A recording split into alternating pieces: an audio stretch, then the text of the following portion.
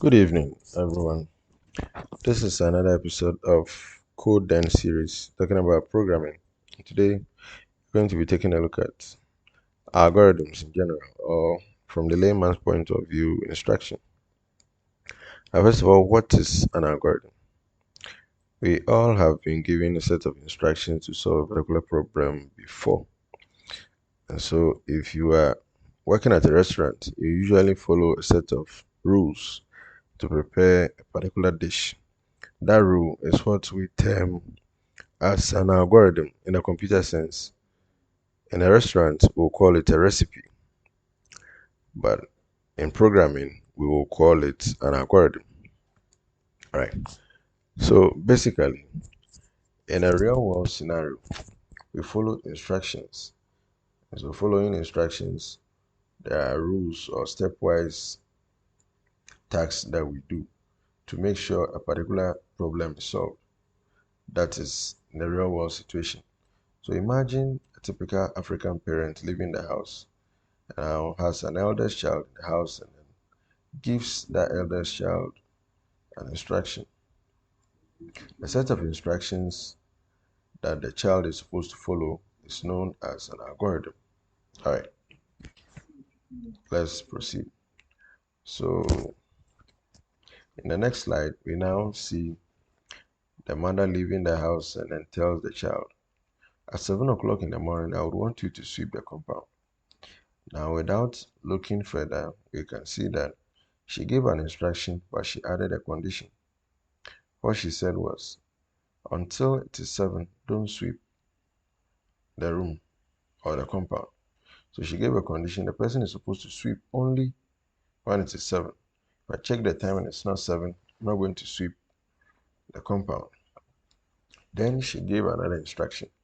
Now you can see the instructions are numbered. You have instruction 1 and 2. The second one didn't come with a condition, but because it follows the one at 7 o'clock, we have to do the 7 o'clock task before we do the washing of the dishes. All right. Then another one comes after washing the dishes. Bath your siblings. We make sure we do the washing before we do the bathing. Right. Then the next one comes saying if the bin is full. Now there's another condition here. So if the bin is full, we should empty the bin and change its position. When we check and the bin is not full, we don't change its position or empty it. All right.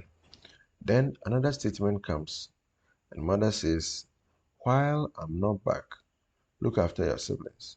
So she now gave a condition, but the condition is more or less continuous, unlike if the bin is full. If the bin is full, it's more or less telling you to check once. But while I'm not back will cause you to check continuously before you now look after your siblings. So first, because she is there and then she's giving you the instruction, you wouldn't check at all because she's still there. But after she leaves now, then you will start looking after your siblings. And after you look after your siblings, you will check, is she back? If she's not back, you look again. Is she back? Continuously like that.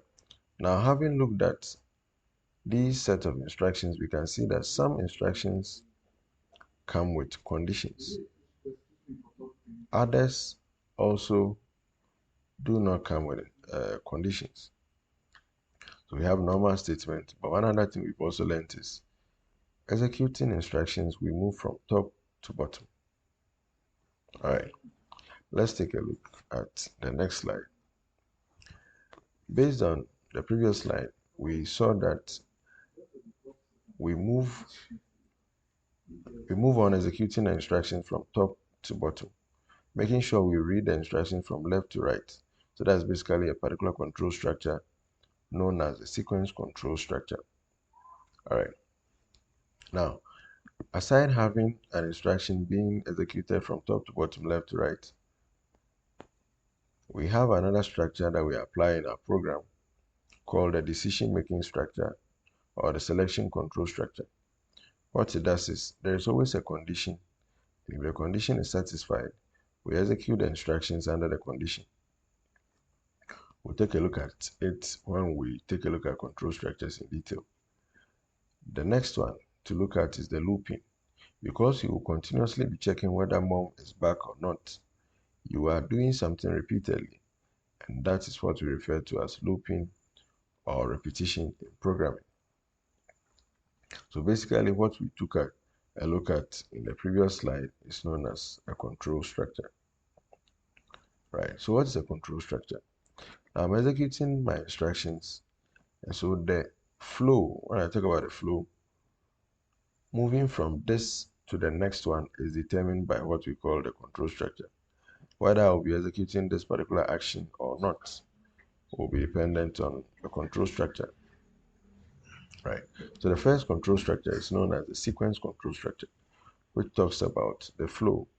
So a line is executed, a program is executed line by line in the same order within which they are written. Okay.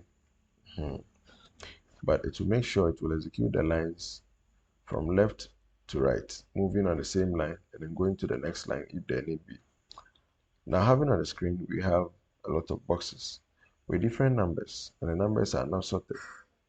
If each box contains an instruction, or we are even to print the numbers in the boxes, the program is going to move from left to right on the first line till it gets to the last point, and then it will move to the second line until it finally reaches the last box.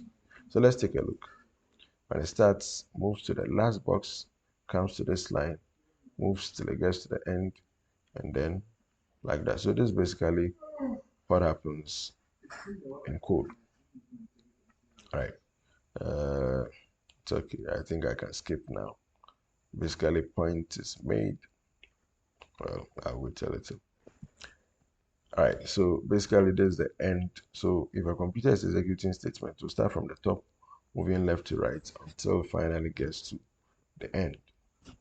Now, naturally, we as humans have said that an algorithm is equivalent to the instructions we follow daily.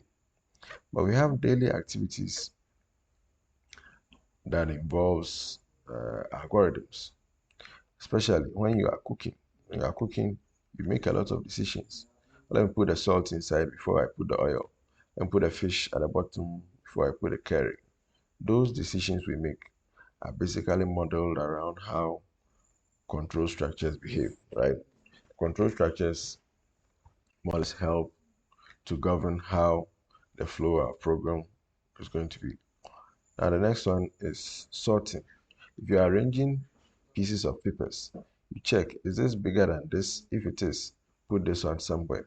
So having a condition and then having an action is basically talking about programming. Then traffic signals. If it's red, I stop. Else, if it is not red, I can move. Something like that. So all these are programming constructs. So our day-to-day activities are modeled around programming. We do them, but we don't know we are just undergoing the rules, okay, or following the rules. We don't say undergoing rules, following the rules of programming, right?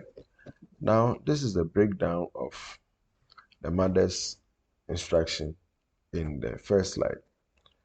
Now, the first one came with a condition. The second one was just a statement. And then the last one, the fourth came with a condition. But the last one came with a condition, but the condition was supposed to be checked regularly. Right, this is going to be the end of our session. Do subscribe and stay tuned for the next episode.